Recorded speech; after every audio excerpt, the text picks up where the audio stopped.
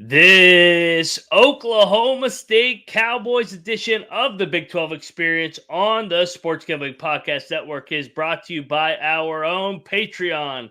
Score exclusive perks contests and contests, including our NFL win totals contest with a $1,000 prize. Join today at sportsgamblingpodcast.com/Patreon.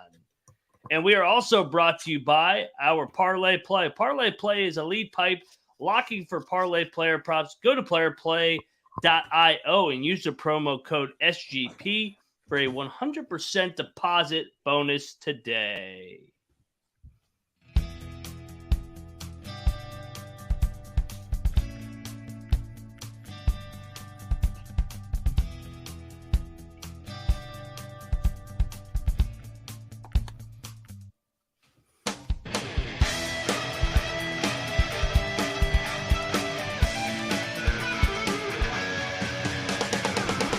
And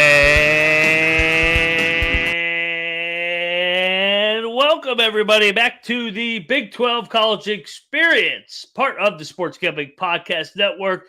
Big 12 team previews rolling along. We are in the second half, the top half of the projected odds, and we are talking maybe our favorite team over here on the Big 12 College Experience, definitely our favorite football coach on the Big 12 College Experience. I am Moneyline Mac, a.k.a. the former video coordinator for Bob Huggins and Frank Martin, and I am joined solo on this one today. He's not batting in the 3-hole today, but you know what? He's got family ties in Stillwater, Norman. Yeah, you heard it there, Bedlam action. He's got his seed spread all along the Big 12, including Orlando, Cincinnati, and hell, man. But it all starts, his roots in Stillwater, Oklahoma. He is an Oklahoma State Cowboys fan and the Big 12 guru, Troy Chewning. How excited are you to talk a little Cowboy football here, man? Nothing gets me juiced up like thinking about Mike Gundy having a mullet again, man. If he brings that mullet back, they're going to have to address the Big 12 championship odds. If he shows up week one and has a sweet, sweet mullet hanging out the back of that cap. Yeah, let's rewind because we usually start with what they did in 2022, but let's skip along to Mike Gundy at Media Days just recently. Go check out our Media Day recap. But Coach Gundy was not shy about his comments for the rival there in Norman. What are your takeaways? Do you sense a little bit of silent confidence from Gundy in this group this year? I know everybody's counting him off because of all the transfers that transferred out and transferred in, but I sense a little bit of confidence. How about you? I'm sure we'll talk about this quite a bit, even on this episode, but the years that Mike Gundy doesn't get the respect are the years that Mike Gundy has his best squads. So just kind of that, like, you're not hearing anything bad about them. You're not hearing anything good about them. They're just kind of working their way along, telling Oklahoma, we're not the ones that left. We don't need to schedule with you. You need to schedule with us. No, he's not right. He's not wrong. I mean, Oklahoma's the one that's getting up and following their buddy Texas to the SEC. In my opinion, Oklahoma should stay in the Big 12. I think it's a mistake for them to jump, but that's a different conversation. But let's rewind to last year, 2022, a little bit of a disappointing year for Coach Gundy. They finished 7-6 and kind of spiraled down the stretch. 6-7 against the spread, so they weren't good against the spread either. Lost, 5 out of their last 6 after starting the year 6-1. Yeah. And they were up 3 touchdowns on TCU, who obviously had the magical year. What were your takeaways other than just disappointing end to looked like a promising season for the Cowboys last year? Well, I mean, that in retrospect, that Kansas State game really broke them. They got completely embarrassed and just ran off the field. And then you kind of knew, without super high aspirations, a dude like Spencer Sanders is, he's really not that consistent. And without having the rest of the team believing that, with everybody out here healthy, we can really compete. As soon as you lose that edge, you could really tell that they just kind of fell by the wayside. And you hit the nail right on the head for me, because my next question for you was, a lot of what happened down the stretch was injury related. This team was as banged up as anybody, especially on the defensive side of things. And then Spencer Sanders ends up getting banged up himself. I think Gundy's kid played at one point. They were a mess down the stretch from a health standpoint. That's why I think we both agree that this is a good bounce back opportunity. I mean, just rewinding too with Gundy, he has won. He's been the head coach in Stillwater since 2005. He has won 7 or more games every year since 2006. So the only year that he has not won 7 or more games was in 2005. And just to tease that out, that is the win total right now. It's set at 6.5, but we'll dive into 2023 here in a minute. Do you think some of these losses in the transfer portal were addition by subtraction, Troy? It's kind of possible. The only guys, the running back that they lose to Baylor, Dom Richardson, right? Yeah, the running back they lose to Baylor, that one kind of stinks for them. And obviously no Spencer Sanders, so that was their top 2 yardage in rushing for the team last year. So kind of replacing those guys is going to be tough. I mean, it's not like they had a killer running game or anything like that. They just kind of did what was necessary. And then as soon as they lost Spencer Sanders' running threat, you could really see the teams just kind of pile up and know that the next quarterbacks, between Rangel and fucking Gunnar Gundy won a game where he threw for 103 yards against Iowa State. Between those two, the defenses knew, you could get way up there right in their face and really force them to make quick decisions. I think, having kind of a stable of running back seems to be something that Mike Gundy has gotten used to. I mean, we know the stars that he's had there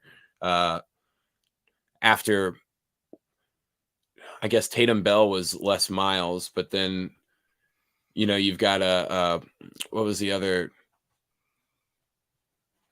There was a pretty good running back that was in between Tatum Bell. Oh, I know who you're talking about. I'm drawing a blank on his name as well, but I know who you're talking about. He was good. Kendall Hunter. I think Kendall Hunter. Yes. But they've had a couple of guys make it to the NFL that were like very top talent dudes, but in some of the years where they kind of spread the ball out and everybody really is convinced that they can help the offense out, it seems to be more of a we not I kind of thing. Really works in favor of Gundy. And I think another thing to look at too is the bringing over of the new defensive coordinator, Bryan Nardo, kind of an outside the box Gundy hire that nobody really saw coming. He was a Division II coach last year at Gannon University. Yeah, Gannon University. He was at Youngstown. What do you think of him leading the defense? I mean, Gundy was.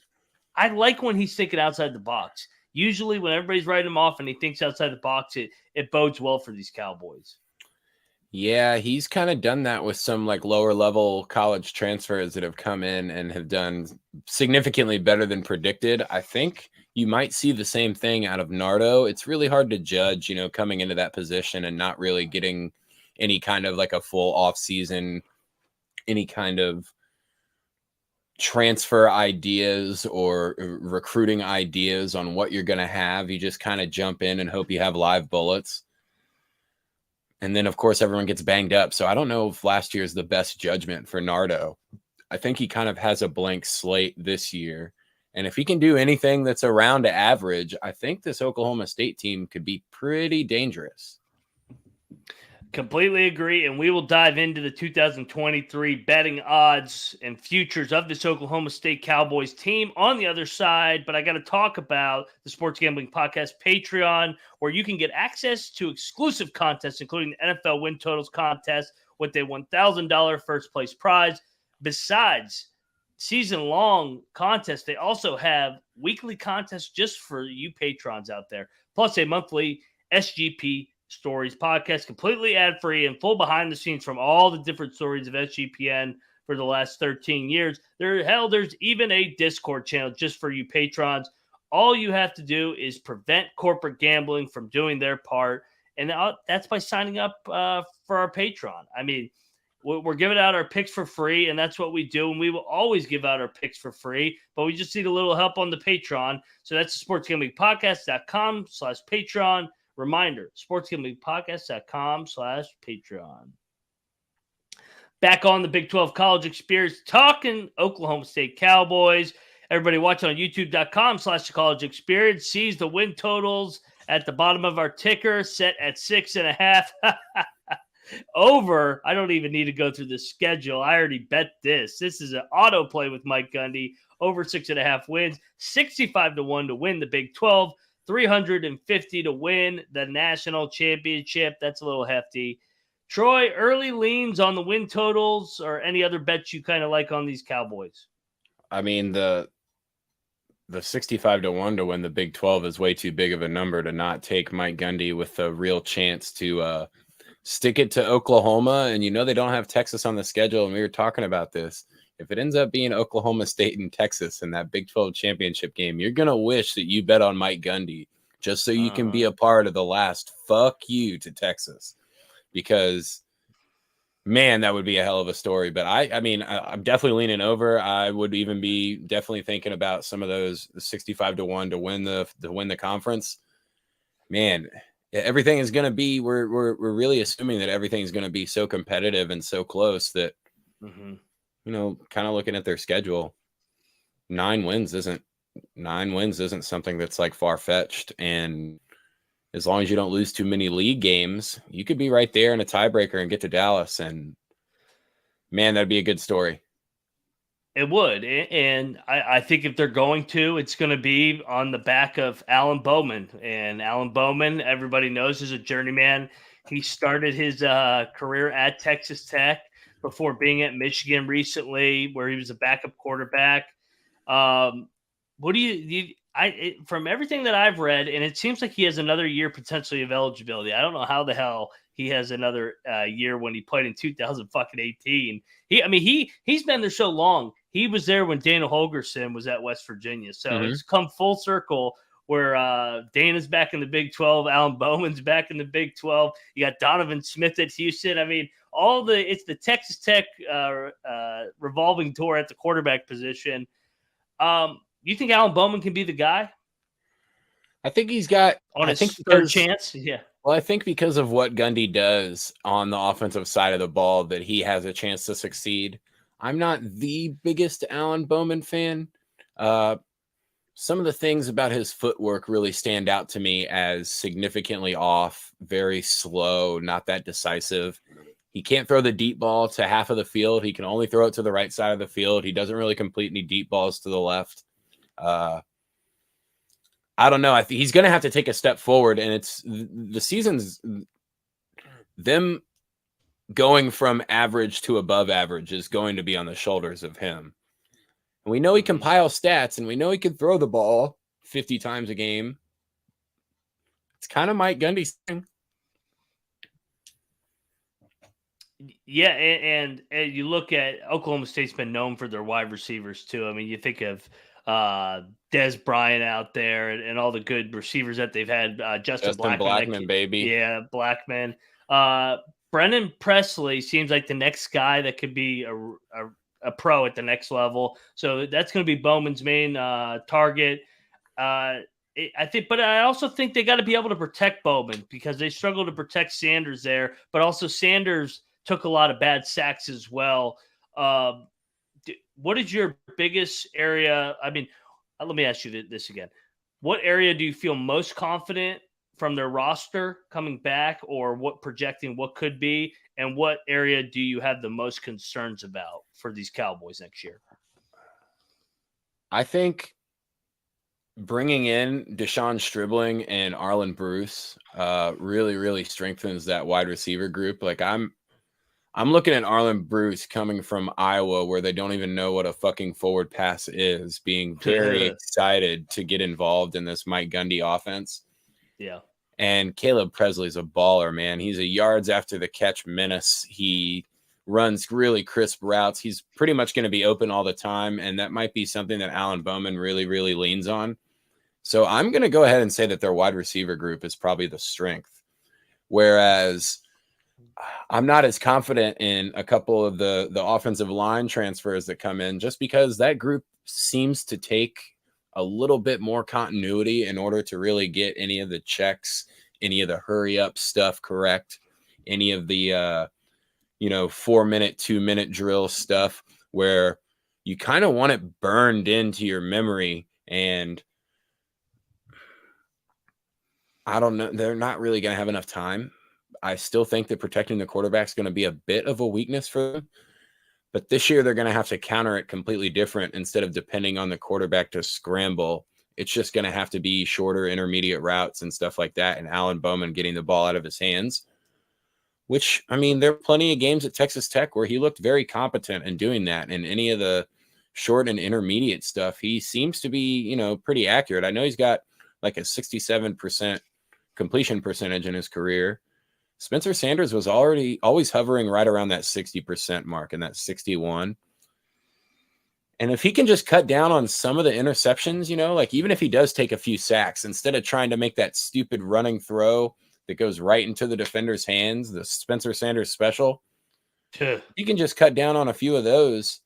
I mean, you got to think if you have Alan Bowman in the second half of that TCU game, they probably win instead of kind of throw it away.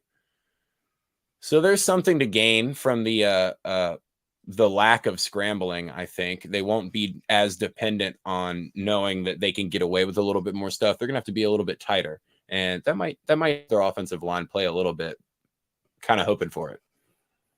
I also think with the way Gundy coaches, old school Gundy, he basically told those guys that transferred out, just get the hell out. Like I mean, good luck to you, but we don't need you, which me being an old school guy, I love. So that automatically makes me like this group more.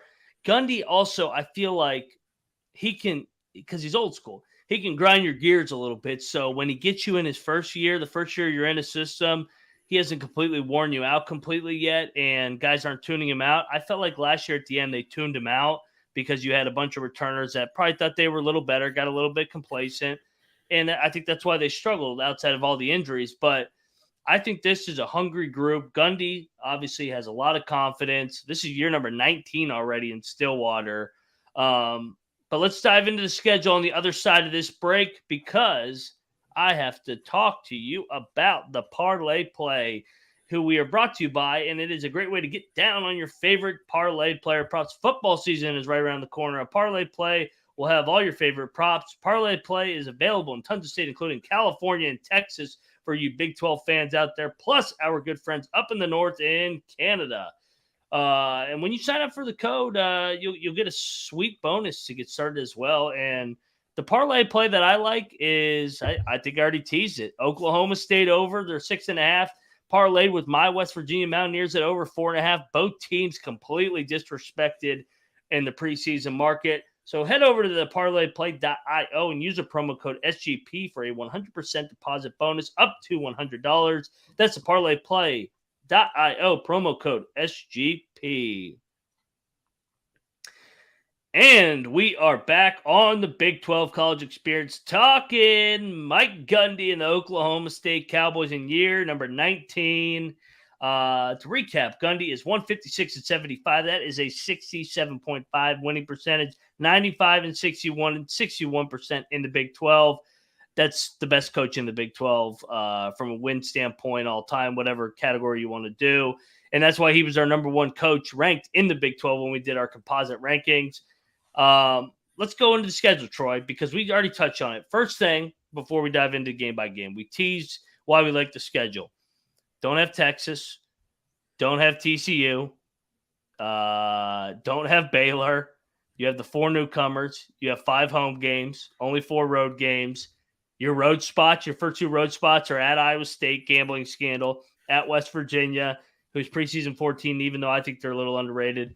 And then the bounce house in Houston. Houston's a bottom 3 team in this league. The bounce house is the only scary road game, really. I mean, obviously Ames is still a tough place to go, but with everything that's going on, you just got to look at that right away and be like, man, they drew really, really well. If West Virginia is your second hardest road game, that's a pretty fucking good schedule. So they do play. So let's dive into it now. They open up with Central Arkansas. We have this as a blowout W, correct? Yes. Even though they do fuck around sometimes in these games, like Central Michigan last year, where they were up like 50 and only won by 14, right? There was I think it might have gotten to like 10 or 12. Yeah, after it was like 42-14 at half, I think. I know Central Arkansas is going to be an okay team in FCS and whatnot, but they just, I mean, it's not, they don't have the talent for this.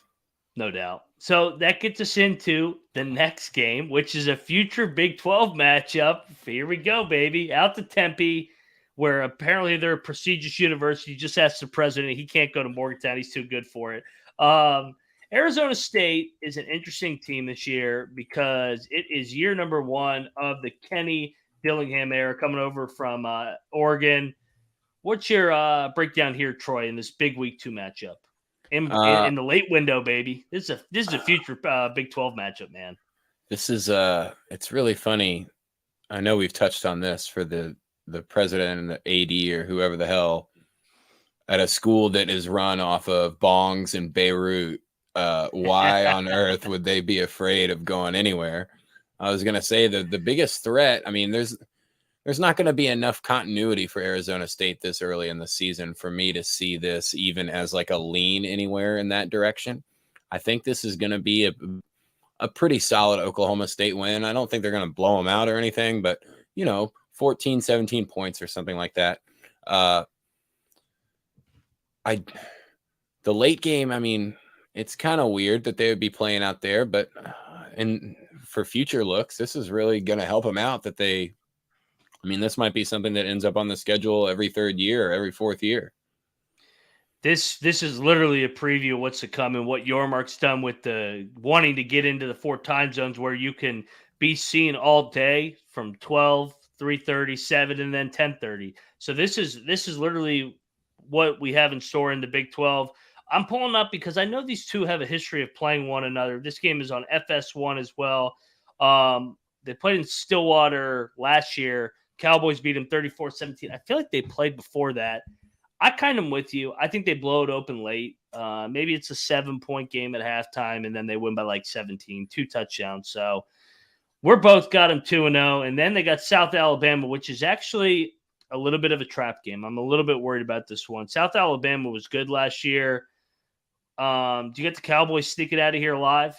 I still do have an Oklahoma State win, but I also have this one as probably their most challenging non-con game. I mean, South Alabama, their only loss was what? They had a loss to a 12-win Troy team, and they lost to one other team, right? UCLA, and they blew the lead at the end. They should have. They should have ran the table. You're right. They were a hell of a football team last year, and I know that those schools have a little bit of an issue with continuity, and anybody that's kind of good gets an opportunity in a bag held in front of them to kind of transfer away. But this is still going to be a dangerous game, and they've obviously got some kind of mojo going at that program at South Alabama that. I mean, this is their Super Bowl probably. I agree. I think they get out of there alive by like a field goal. But this also could be Kansas State, Tulane all over again, week number 3, where K-State comes off the big win against Missouri. They got Oklahoma on deck. They trip up at home, and they lose to Tulane. But I'll take Gundy to get it done by a field goal. But I mean, I'm taking the points here if I'm getting more than a touchdown for sure. Yeah, I was going to say, if they're going to give you anything around 6.5 and above, you're probably going to take those. Definitely if you get a full touchdown and above. Oh, man, this is definitely not one of the more confident W's that I have on the schedule. No doubt. And we touched on with Arizona State, with all the new transfers, Bowman coming over. Do you think Oklahoma State is more likely to be better later in the season versus early in the season when they're trying to find their identity with all these new faces? I think the way that their schedule works out, they kind of have the opportunity over their last 5-6 games to look better. It's definitely going to help with quarterback protection, like I was saying earlier, just getting reps and figuring out what everybody wants to do. And I know Gundy absolutely hates starting a season 6-1 and finishing the season with 7 wins. That's got to fucking irk him. So I don't know. Maybe it's a little bit by design. Maybe he does want guys that are more worried about competing instead of really worrying about talent to the max level. He'd rather have guys that love football and want to play. And if that's the case, you're really hoping by the end of the year, they might be rounding out to be, one of the scarier teams in the league. I agree. I think they could be K-State last year in terms of get better as the year goes on. Week 4, they go to the gambling headquarters in Ames, Iowa. Hunter Deckers will not be playing quarterback. Hell, hey, Spencer Sanders may be playing quarterback, though, in Ames. Could we have an Oklahoma State reunion here if he decides to hit the portal again after he doesn't win the job at Ole Miss? These two teams always have epic battles, man. Iowa State has ruined so many good seasons for Oklahoma State over the years, And whether it was Brandon Weeden or a couple years ago. What do you got here, man? I mean, I have Oklahoma State with the win now just because of everything, all the news that we have out of Ames. But again, this one is not, I mean, if there's no Hunter Deckers at quarterback and then they're going to turn around and give you maybe like 6 points or 5 points, even though Iowa State's at home, I mean, you really got to think about taking that. And I mean, I'm going to mark it down as a W, but I'm going to be looking for a live dog on this one. If Oklahoma State rolls in 3-0 and Iowa State has kind of tripped up, or maybe they don't beat Iowa and they're giving you 7.5 or something like that, man. No doubt. I'm gonna side with you, and I got it pulled up right here, Troy. The last 5, I just have the last 5, all 1-score games. So take the points here. Yeah. If especially if Iowa State's catching like a touchdown, but I got the Cowboys getting out of there 4-0. Then they get a bye and they get the defending Big 12 champs. They got their absolute ass kicked. Gundy is going to have them ready to go in this one after losing 48-zip. What do you got here Friday night under the lights in Stillwater? This is also a preview of what's to come in the Big 12. More Thursday and Friday night spotlight games like Oklahoma State and Kansas State. Yes, sign me the fuck up. I love this game. I've got this one initially leaning towards Kansas State winning, but just the whole aspect of them running at 48-0 on Gundy really makes me think they ran it up. Well, and they've got the bye week right before this. Yep. I think this is a sneaky trap spot for Kansas State, actually. I'm not going to give Oklahoma State the win just to kind of see how close we are to this over-under at the end without this win. But this would be the one that if they can win against Kansas State, you're going to want to lock up those Big 12 championship aspirations. Yep. I got the Cowboys, man. I think Gundy gets it done Friday night under the lights, pulls the upset over the defending champs. I think this is a top 10 win at the time because Kansas State starts SEMO, Troy, Missouri, Central Florida. I think they're 4-0. I think they're going to be preseason ranked in the top 20. I think they sneak in around 10. And I got Gundy at 5-0. You got him at 4-1. So we got our Cowboys starting fast. Then they get the other Kansas school. I know on the Kansas preview you gave this to the Jayhawks. Do you change here at all in a revenge game as well? This is another revenge game. This is one where when you look at the Oklahoma State schedule separate of the Kansas schedule, you want to give them one between Kansas State and Kansas. But I still think that Kansas has too good of a quarterback for somebody like Alan Bowman to go in and out-duel. Now, again, if they beat – maybe I don't have it as like a 1-1 stretch. Maybe I have it as they're either going to win both of these games or they're going to lose both of these games. If they beat Kansas State and Alan Bowman's fucking feeling it, there's a chance they could definitely beat Kansas. I mean, it's not – they're a good football team, but again, the idea of like Kansas coming to play instead of it being, Texas or something like that, I don't know. I mean, I'm not going to give them the win, but everything for this whole schedule could change if they're able to win that Kansas State game. Then I think it just becomes almost a roll through this middle area. And that is why I got him winning this one too, man. I got him starting 6-0. I kind of like your angle. I think this group is going to build more and more momentum. It kind of reminds you of like 2014, 2015 with those starts. Yeah, man, I'm going to give them the win here. And then that sets up, I guess if in my scenario, a trap spot at Morgantown. If you got them losing 2 in a row, you got to think this is a get-right spot at Morgantown.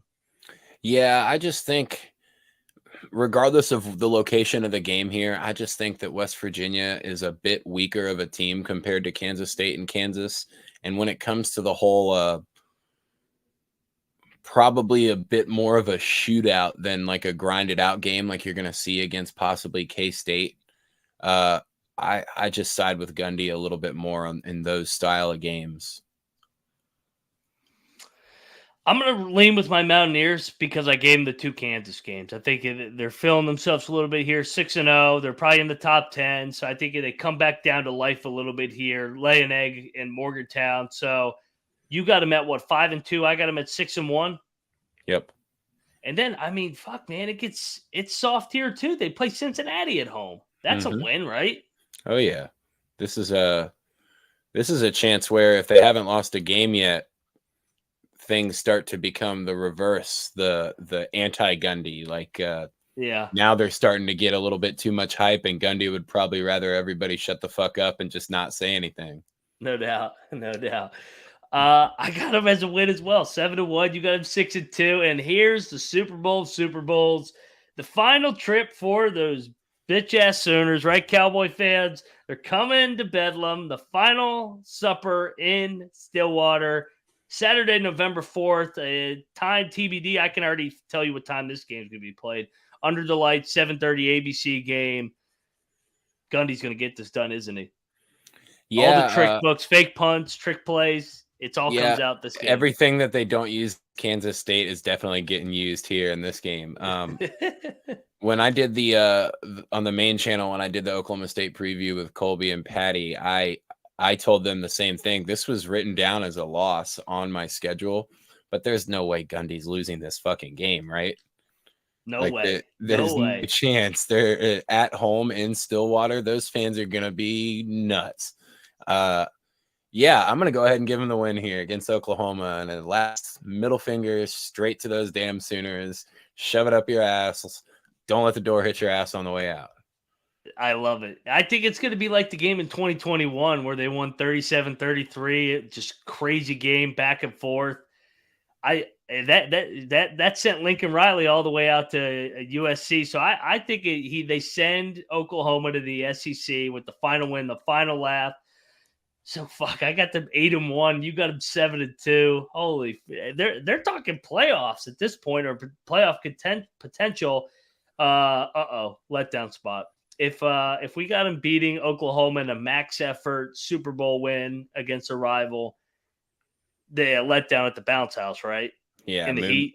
Bounce is probably taking this one. I think it's going to be a tough place to play. I know we've talked about it a lot already in these preseason previews and whatnot, but UCF's got a damn solid squad. They've got probably the only other coach in the league that's as old school, badassy, up front, not maybe behind closed doors. I'm sure a lot of these guys like Kleiman and whatnot are still pretty damn old school. Yeah. But Gus Malzahn will tell you to go fuck yourself right to your face. And you got to love that. You just got to love that out of a coach. I've got UCF beating them here. This is definitely the badass coaches in the league. You got Gundy and Malzahn. I mean, they're going to have a couple drinks the night before, tell some good stories. Talk about how much OAN they watch in the offseason. It'll be like the Blue Mountain State episode where the two teams, like the rival teams, spend all night playing beer pong, and then it cuts to the rival coaches have spent all night just getting drunk, betting like hundreds of $1,000s on poker. That's no what this doubt. is. Yeah, no, I would love to see this rematch in Dallas in a couple weeks if it could happen. Yeah, I think this is a bad spot. So you got them 7-3 with 2 to go. I got them 8-2. Then they got to go play Dana, which is always an interesting spot because Dana, the roots of Oklahoma State, offensive coordinator with Gundy. Gundy's ruined Dana's season. Dana's ruined Gundy's seasons. What do you go here? This back-to-back road spot too. This is a tough game. I've got them winning at Houston, but I definitely have this as maybe 60-40 at best. Just kind of a slight lean on the win side. I'm just hoping that they can finish strong. I mean, if they beat Oklahoma and then the letdown spot to UCF, you would really think that the last 2 weeks would be, hey, probably focus up here. We could have a fucking Big 12 championship game if we stop shitting around. And yeah, I've got them going to Houston and winning that game. I got them getting out with the field goal. I think Sounds gave about Houston right. Yeah, I think I gave Houston, but I think I'm going to Benedict here just because of the way I'm laying it out. I think Gundy's got a veteran team focused. Like you said, They see Dallas on the horizon. They find a way to get this thing done. It's not going to be easy, and we got them coming off the loss. So what? I got them 9-2. You got them 8-3, and they finish up with the Mormons for a right to go to Dallas. Do they get it done, Troy?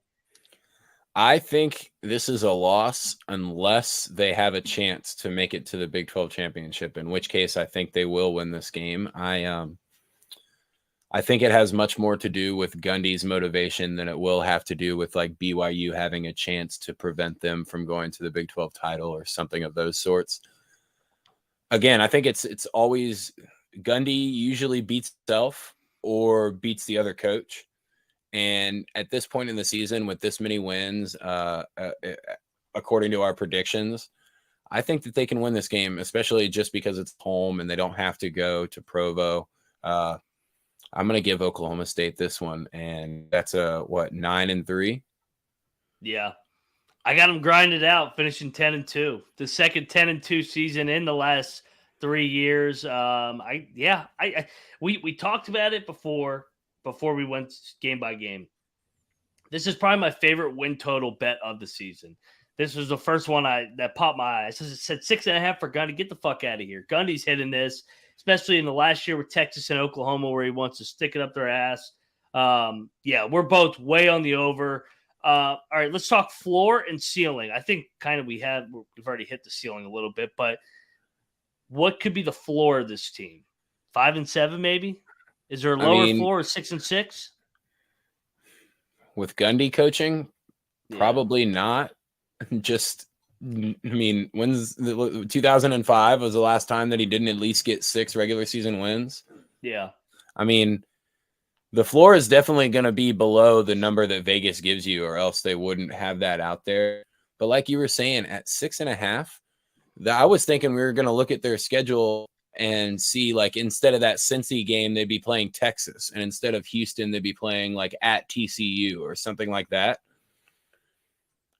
Maybe the floor is 7 wins, and this really is just one of the easier win totals. Not taking into any kind of a health thing right now, because that just changes anything right away. But yeah, maybe 6 wins is. That's been Gundy's floor forever. So something like that. I think their ceiling is right where you have them.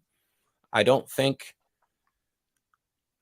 If they win those 2 games against the Kansas opponents at home, and they can somehow go grind it out against West Virginia on the road instead of having a letdown spot there,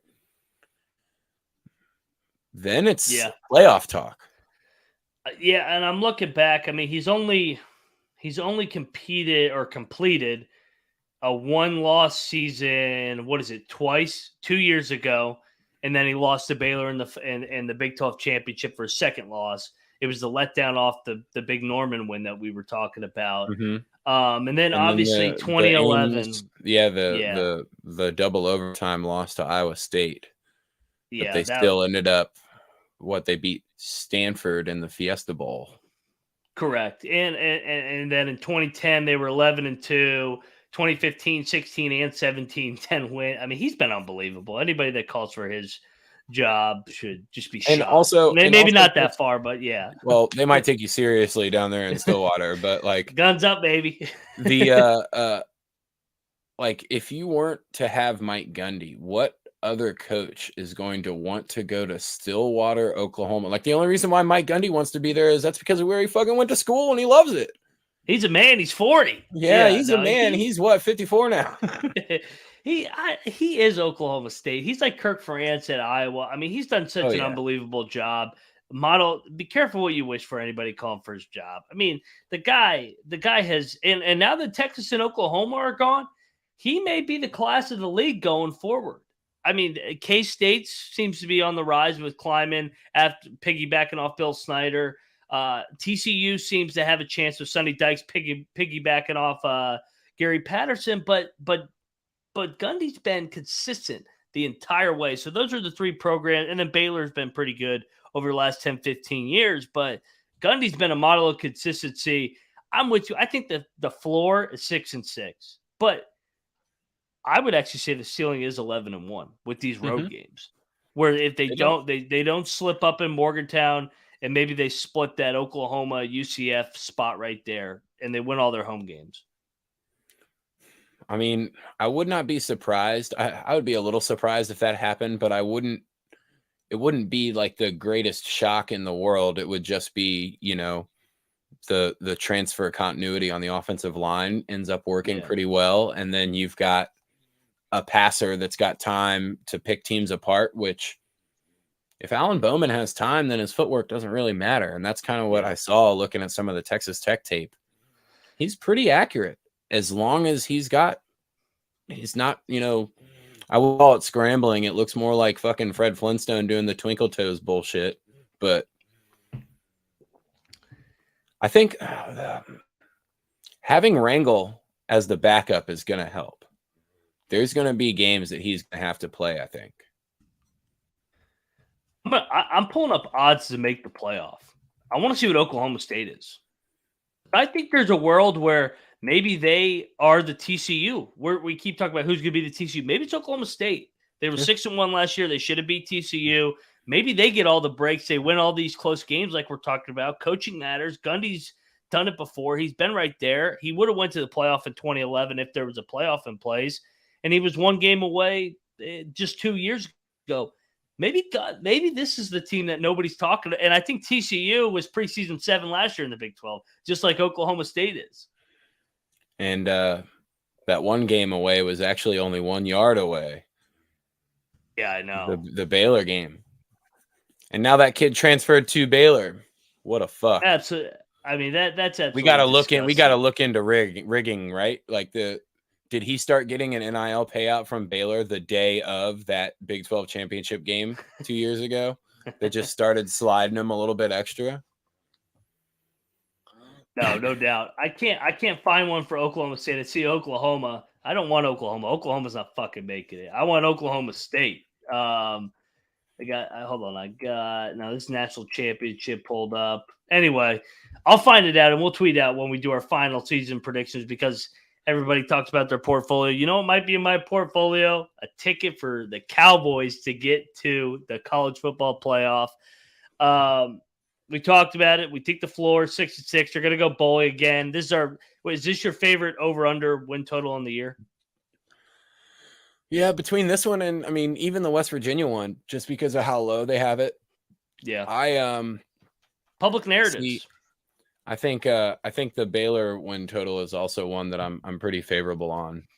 Like I said, when we were doing the West Virginia preview, there's a chance that these Big 12 teams, I mean, they've got a couple of challenging non-con spots, like Iowa State and stuff like that. But there's a chance these Big 12 teams win those challenging non-cons, and we've got like 9 or 10 schools in the conference that all hit their over.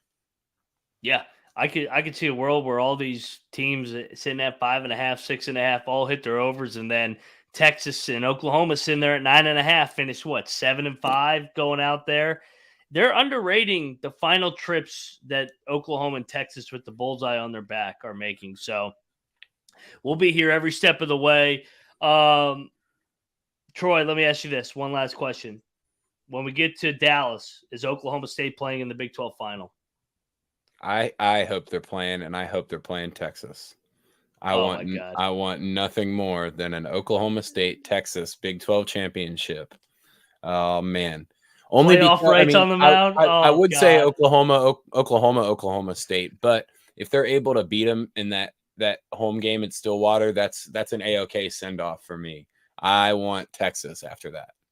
And Texas is lucky as shit that Gundy's not on the schedule because he's made them their bitch these last couple of years. And I mean, even more over the last decade, they have owned Texas. So, so that'll wrap it up for Oklahoma State. Make sure you get over there and subscribe at the Big 12 College Experience, whether it's YouTube, Apple, Spotify. We all come together on the same YouTube page, youtube.com/college experience, whether it's college football experience, FCS experience. Obviously, we are the Big 12 experience. Appreciate all the help and support getting this platform off the ground here. And one last message to you, Oklahoma State Cowboy fans. Look who subscribed to the Big 12 College Experience recently. There he is, Oh, Coach there he Gundy, is. baby. Mullet and everything. Back to the good old days. So, yeah, we are on the over. Troy, tell everybody where to find you because you'll be tweeting about the Cowboys plenty this season. Yeah, I was going to say, if you want some more camo hat mullet edits of Mike Gundy, you can always find me over at Troy Chewning on Twitter. It's just my full name, just TroyChewning. And yeah, I've been firing off a couple hundred tweets a day the last few days. Just really, it's like my spring training before football season starts, just really getting the thumbs all stretched out and loosening up all my, not my Twitter fingers, my X fingers.